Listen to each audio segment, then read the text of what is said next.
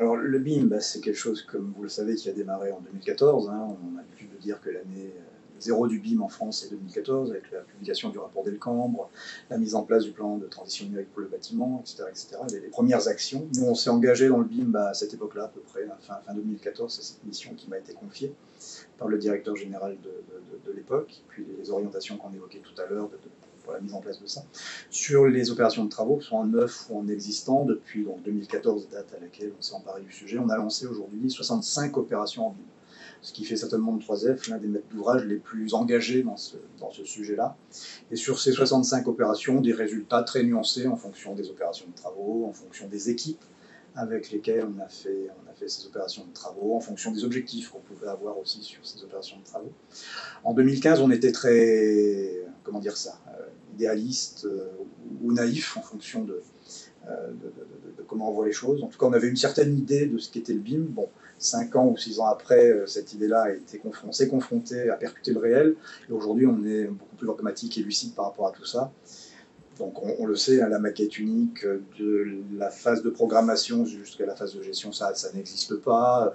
La maquette unique sur laquelle tout le monde intervient, ça n'existe pas aujourd'hui. Voilà. Donc on est revenu de tout ça, même si on y a cru quelques mois, peut-être une année ou deux. Bon, donc ça n'existe pas. Hein. Donc il y a plusieurs maquettes. Bon, malgré tout, on considère que c'est du BIM, c'est-à-dire que c'est un travail collaboratif, puisque ces maquettes, on arrive à les échanger entre l'architecte, les bureaux d'études, plus concrètement, sur la phase conception, c'est-à-dire avec les architectes et les bureaux d'études, on voit que la situation évolue et évolue bien.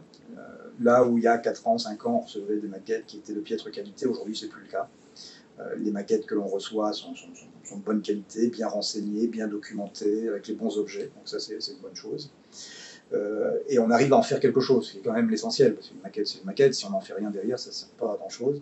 Donc aujourd'hui, les maquettes qu'on reçoit, parce qu'elles sont bien fichues, on arrive à les exploiter. C'est-à-dire qu'on va, à travers les maquettes, pouvoir s'assurer que le projet qui nous est présenté par le maître d'œuvre est conforme à nos exigences de maître d'ouvrage. On va contrôler les surfaces, s'assurer que ces surfaces sont conformes à nos exigences de programme, on va contrôler un certain nombre de dimensions, on va contrôler les équipements qui sont installés, etc. etc. Donc on arrive aujourd'hui, en revue de projet, on arrive assez facilement à exploiter ces maquettes. Ensuite, après la conception, vient la phase d'exécution. Là, c'est une autre paire de manches. Comme dirait l'autre, c'est là que les Athéniens s'éteignirent. La phase d'exécution reste un vaste champ à explorer dans le domaine du BIM. Il y a quelques majors qui s'y sont mis, mais ça dépend beaucoup des équipes et des endroits où elles opèrent. Nous, on est là aussi très lucide sur ce qu'on peut demander aux entreprises en phase d'exécution. On a renoncé aujourd'hui, et je l'espère provisoirement, à leur demander une maquette à la fin du projet qui soit conforme au bâtiment tel que construit, parce que ça reste des choses qui sont faites dans des laboratoires, dans l'université ou dans la littérature. Dans la vraie vie, ça n'existe pas. Dans la vraie vie, ça n'existe pas. Donc nous, sur la phase d'exécution, autant on a de l'ambition sur la phase de conception. Sur les études, on considère que le BIM, c'est un vrai outil d'amélioration de la qualité des études. Donc en phase de conception, avec les archives, les bureaux d'études, c'est vraiment quelque chose d'important et on voit que ça marche. Voilà. Sur la phase chantier, on y va plus mollo, parce que l'environnement aussi du chantier est certainement plus compliqué. Il y a beaucoup d'acteurs, des petits acteurs, on n'a pas envie de perdre tous nos partenaires historiques, entreprises ou artisans. Et on a aujourd'hui 2 cas d'usage qu'on pousse en phase d'exécution. Le premier, dont on estime qu'il est à la main et à hauteur des entreprises, en tout cas des grosses entreprises, c'est de fabriquer une maquette de gros œuvre, le béton, de fabriquer une maquette chauffage, ventilation fluide de bureau d'études, et de faire de la synthèse avec ces 2 maquettes-là pour identifier et détecter les conflits entre ces 2 corps d'état, et in fine, éviter le marteau-piqueur sur le chantier. Donc c'est typiquement l'image qu'on voit partout dans la presse, la poutre métallique ou en béton qui vient percuter une gaine de ventilation parce que c'était pas bon. Donc ça, c'est un usage qu'on pousse, dont on se dit ça doit intéresser nécessairement les entreprises parce que derrière c'est des coûts en moins quand il faut reprendre les choses sur le chantier ou faire une réservation là où c'était pas prévu. Donc on a tous à y gagner. C'est le premier cas d'usage en exécution. Et le second cas d'usage en exécution, alors certains diraient que c'est du BIM niveau moins 10 ou moins 50. On demande aux entreprises, et là on considère que c'est facile à faire, non pas une maquette qu'elles ne sauraient pas faire, hein, le serrurier, l'électricien ne sait pas faire de maquette aujourd'hui. Enfin bon. Et donc on leur demande tout bêtement un fichier Excel un fichier Excel dans lequel on demande aux entreprises, mais à toutes les entreprises qui interviennent sur le chantier, de décrire dans ce fichier Excel les caractéristiques des produits qu'elles ont posés, qu'elles ont mis en œuvre sur le chantier. Donc, je vais demander au gars qui fait des menuiseries extérieures de me dire qu'il a posé de la fenêtre en PVC triple vitrage. Je vais demander au gars qui a posé le parquet ou le sol en PVC quelles sont les caractéristiques des dalles plastiques qu'il a posées. Je vais demander au plombier les caractéristiques de la robinetterie qu'il a posée, sous forme d'un fichier Excel, et ça, tout le monde a Excel et tout le monde sait remplir un fichier Excel, et ce fichier Excel, ça m'est bien utile à moi, parce que je sais l'utiliser et je sais importer ces données-là dans mon BIM gestion.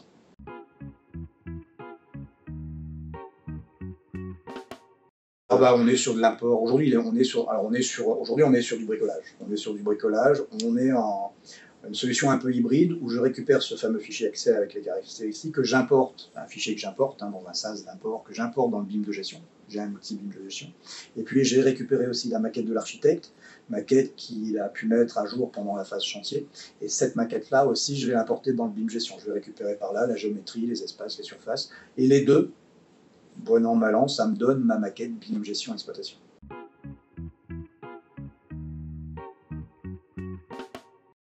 Ouais, c'est l'autre axe qu'on évoquait tout à l'heure tous les deux. Là, en 2015, on prend cette décision de se lancer dans le BIM pour les travaux, mais on prend aussi cette décision de se lancer dans le BIM pour la gestion, avec une décision très structurante à l'époque, qui est de dire on va mettre dans un outil de BIM gestion tout le patrimoine que nous possédons, avec un premier palier qui est le patrimoine francilien, donc 130 000 logements. Donc on prend cette décision en 2015 d'y aller. Alors ensuite, il faut mettre en place l'équipe, passer les contrats avec les prestataires, etc., etc. Concrètement, le projet démarre en début 2017, donc on est 3 ans après. Et 3 ans après, on a redessiné, remodélisé dans l'outil BIM Gestion qui s'appelle Habila, qui est un produit du marché. On a repris, on a dessiné 100 000 logements, donc ça représente à peu près 6 millions de mètres carrés qui ont été redessinés, modélisés dans l'outil Habila. On aura terminé pour l'Île-de-France, 130 000 logements. On aura terminé dans quelques mois, début 2021. Donc on aura cette base graphique et alphanumérique qui décrit de façon assez fine l'ensemble de notre patrimoine, les ouvrages, les équipements présents sur nos immeubles. Et bien évidemment, les projets neufs, en BIM ou pas en BIM, d'ailleurs les projets neufs qui arrivent sont injectés dans cet outil de BIM gestion pour constituer cette base de données qui est fort utile aux équipes de gestion, aux gardiens, aux cadres techniques, aux ingénieurs, aux gestionnaires. Voilà. C'est un outil qui est utilisé qui sera, je vais être au pluriel, puisque le déploiement et la formation des 1500 futurs utilisateurs démarrera début 2021. Mais en fait, on va former du gardien d'immeuble à la directrice générale à l'utilisation d'Habila, parce qu'on considère que quiconque, chez 3F, peut à un moment donné dans son activité avoir besoin d'un plan, d'une info technique, d'une marque, d'un équipement, etc., etc. Tout le monde aura la possibilité d'accéder à la base de données BIM gestion.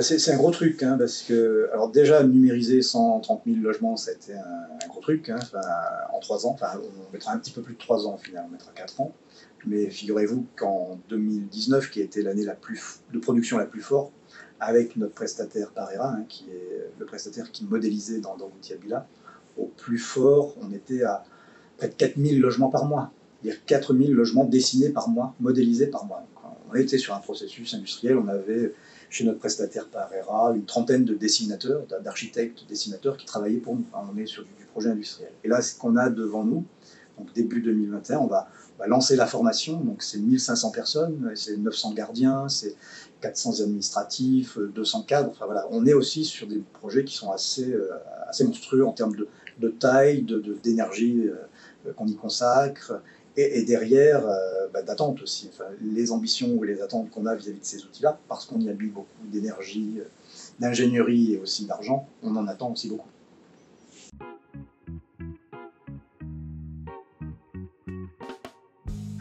Alors ça, c'est une question joker et un peu compliquée, parce que le secteur HLM, alors l'immobilier en général et le secteur HLM en particulier sont des secteurs très réglementés. On est quelque part quand même les outils des pouvoirs publics, en fait. On est l'outil de la politique du logement des pouvoirs publics. Voilà.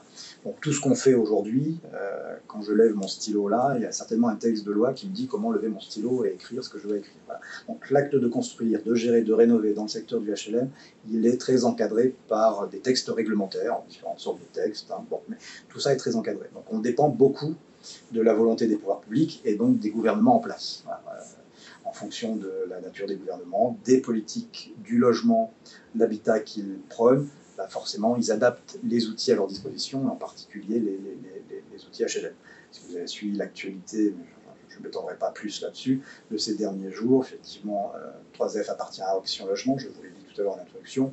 Action Logement est ces jours-ci un petit peu chahuté par le gouvernement, par exemple, compte tenu des montants de trésorerie. Voilà. Donc vous dire à quoi ressemblera 3F dans 4-5 ans, je n'en sais rien. Certainement, mais là, certainement, un bailleur, c'est l'une de mes forces aussi. Je vous le disais tout à l'heure, on a 3600 salariés, un salarié sur deux est un personnel de proximité, donc un gardien d'immeuble. On est très attaché à ça. Ce n'est pas le choix qu'ont fait certains de nos confrères qui ont complètement arrêté cette relation de proximité. Nous, on est très attaché à la relation de proximité, on considère que c'est important. On opère dans de nombreux territoires en Ile-de-France, dans les régions, des territoires parfois difficiles, hein, il ne faut pas non plus se cacher la face, on est sur des territoires parfois difficiles, dans des quartiers difficiles socialement, et donc on considère de notre devoir d'être présent physiquement dans ces territoires difficiles, où parfois le bailleur et son gardien est le dernier représentant un peu institutionnel. Il n'y a plus de bureau de poste, il n'y a plus de commissariat de police, il n'y a plus rien, mais il y a toujours l'immeuble HLM, 3F et son gardien d'immeuble. Donc nous, on est très attachés à ça, et je pense que c'est quelque chose qui perdurera, même si économiquement, ça représente un certain investissement, mais on est très attachés à ça. Donc, une proximité avec nos locataires, ça, incontestablement. On loge une population particulière, c'est aussi ce qu'on aurait pu dire en introduction. On n'est pas un acteur de l'immobilier comme un autre. Hein. Les bailleurs sociaux logent des personnes, des ménages, des familles, des personnes seules, des personnes monoparentales, qui ont des ressources pauvres, voire très pauvres. Enfin, les gens qui sont logés chez 3F, mais c'est vrai, la plupart des bailleurs sociaux sont des personnes qui ont des ressources modestes, voire très modestes. Hein. Donc ça, c'est aussi quelque chose qui nous importe et qui donne aussi du sens à ce qu'on fait. Je ne travaille pas aujourd'hui chez un promoteur privé, on ne va pas les citer, ou dans une foncière privée. Je suis chez un bailleur HLM.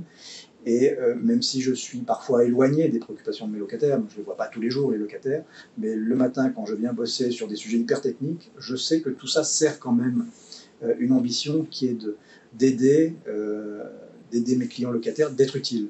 Cette notion d'utilité sociale, elle est très importante, elle est partagée par de nombreux confrères, mais elle est très importante.